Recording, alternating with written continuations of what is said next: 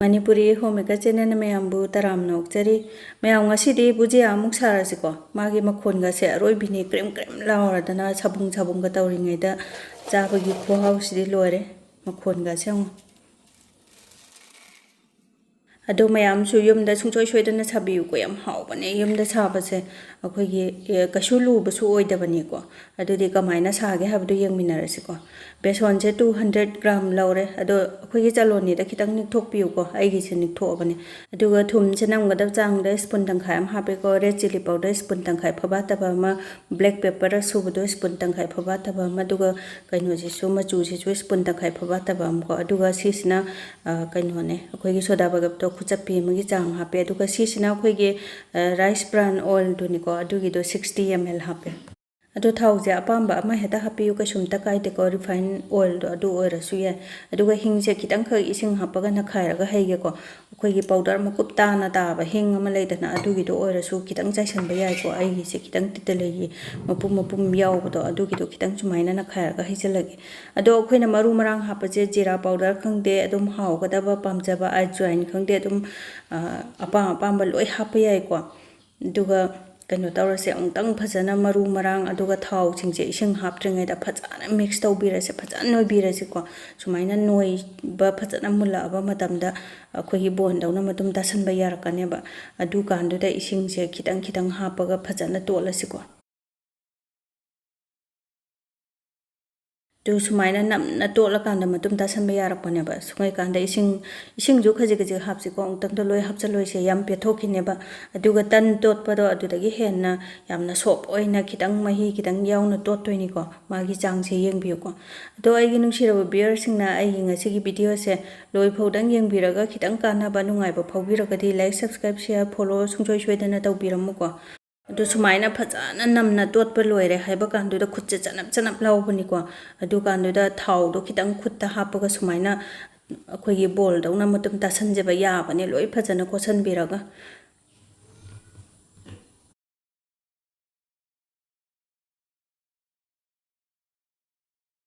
ado bhujiya totpagi akhoigi changche am phajana yengbiu ko kallagadi nungai roi ko hobada ado yari kai sop oirigai nungai doine yam phajana sop oire mukhum khumjalaga side ta thangurage ko aduga sigi bhujiya maker se sigi se pambiraga di ai description da link hapjarange kaisu yam tangbo so oidabane aduga ama leisan badi phaiye adum yumda horaga chambase am nungai bani design mayam ama semba su yare ko magi design mayam je sumaina khoigi plate macha sumaina mayam ama yaure aba duna apamba ama khallaga dum semba yare dudi bhujiya hona base ready tawringai da sonda gas on tawraga khangse thangatlaga ready da thamorasi ko thau su dum haijalase do thau se apamba thau ma dum haibiro aduga khoigi ya gadaba changda dum khara hairage ko thau se yami gai tawbata ti nungai ba adu thau ka swam chuppa su oidabane horen haubo lora kanda yengbiu ko magi aremba do aduga akhoigi bhujiya se laukhallaga thamba matamda sigi kaino se kitchen towel tissue paper se sida thau je kitang chuptho ongna ba sumaina thajallaga ready da thamgrage ko horen bhujiya se laukhatna ba aduga ngasai gi kaino se bhujiya maker se sigi manungda khoigi beson atotpa thitpa do hapaka doi do adugi do napsandana ba thau se sumaina phajana taibira chi ko aduga sigi plate se si oina khalle chiki piktak tawbase oina semage ba aduga sisu thau se phajan taisan birena aduga mukhum je khumjallage phajana leisan birage tight oina aduga sigi bhujiya maker se sisu kamaina sejana gani khokani habado khoigi magi leirakpagi box do da instruction da phajana yawbani ka sulu da bani ko yam lai bani nungai bani sejana bada adunga tang rest tawra thambada da amuka henna sop oirame ko adu sumaina hapjan bada nungai gadaba maong da sumaina samtak na semaga hapjalage ko pik thanna aduga ma khumje khumjalaga yengaje ko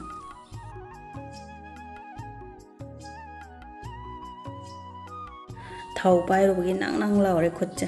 aduna sigi magi namdana bagi pat se sije sumaina leira chingkhalani ko loina aduga makhumje khumjalase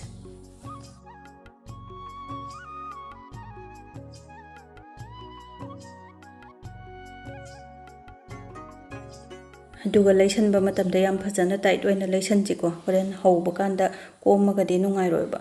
duna sumaina phajana leisalaga hojik yaraba yengasi ko kitang press tawraga do yam phajana bhujiya gi type ta thole ko duri thau su saraba yengase तो थाव से सारे हाइफेटंग साबुंग साबुंग तौगदबने अखोइगी मैखु वावा कागै साबदो यादेको मैखु वावा कारगदि कासनमना हालकनेबा अदुना थावदो साबुंग साबुंग खुद थंबदा साबुंग साबुंग यारकपदुदा सुमाइना अखोइगी press तौबिरगा कइनो तौरसे थांगसिना सुमाइना कअसिको कातिगुमना सिजनरसु नुंगाइबने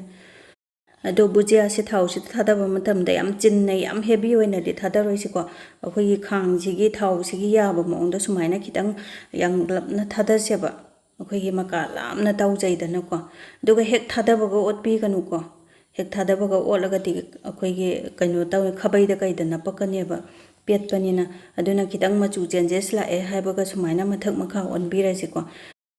अदुगा बुजियागी मचुसे खोइना लौखलबा मतुंगदा खितंग अमुक dark ओइखलकनिको अदुना मागी मचुसे लौखतबगी चांगसे यंगबियुको अखोइना मार्केटदगी लैरगा चाबगी मचुसो अदु अदुम हाइफेट पौरक हाइफेट खितंग लाए हाइबगा अदुम सलौ लौखतसेबा याम थुनसु मुनबने केम केम लावबने अदुम तो माइ मचुसे फजना यारे मसक्सिसु खुबजम तौरेको मैम अदुगा थावसे कंदबा याबा कंदबिरमगा कइनो प्लेट सिदा हापथरसे ngसाई टिश्यू पेपर हापदुदा थाव अखोइगी खितंग नप्पा खोटपा ओइरगसु चुपथजहौनबको जार चुपने सिगी टिश्यू पेपर सिदा थाव अखोइ बोरागुम्बा कइगुम्बा हापसे अदो मथंग मथंग चमानना लोइना हौदोगे अदुगा कइगुम्बा अखोइगी सिगी बुजिया मेकर से लैबा फरक ताबा ओइरगसु यामना लाइबा मओंगदा अखोइगी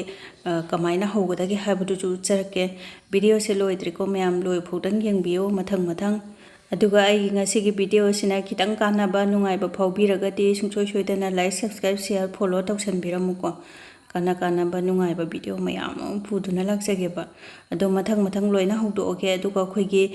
सिगी बुजिया मेकर से लैतबा लैबा फरक ताबा तारगसु कैमता वानिंगाइ लैतेको अखोइगी सिंगसेट सिदि युमदोंग खुदिंगी लैनेदना आइगिसु सिसे अनि हुम लैये अदुना सिगी सिदा थाव से फजना तैबिरबा नप्तनबा अदुगा सुमाइना खुबाक्सिनने सुमाइना इंदबदा मागी मखुन मखुन होल सिंगदेको बुजियागी टाइपता दुम तारकपनेबा सुमाइना दुम दो मतेक मते दुम तारा अनिको अदो खितंग आइगी होल से चावबनिना खितंग मागी मपोपसे खितंगदि चावरे अदु ओरगसु हाउबदि चप मानै महाउदि चप मानै क्रीम क्रीम लाउबा क्रिस्पी ओइबको लोइ चप मानबने अदुगा माना हौबदा खितंगदि वाइ अमदुना लाइरगा मसकसु फजैको अदुबो मसक थिजरगसु अदुकी मते हाउख्रजाने सिसु अदुना सुमाइना खितंग मासे ओइसलकपा कांदुदा मथक मखा ओन ओनदना मागी मचुसे यारे कांदुदा लौखलसिको अदुगा सुमाइना हौबचिसु कयाम क्रेम क्रेम लाउगे मागी मसकतो हौबो लोइरगा कमाइ तौगे हाइबदुसु उचरकेको अदो बुजिया हौबसे यामनादि लाइबा अदुबो थुमगुम्बा सोडागुम्बसे हेनबा यादेको मागी मेजरमेंट से याम मरु ओइ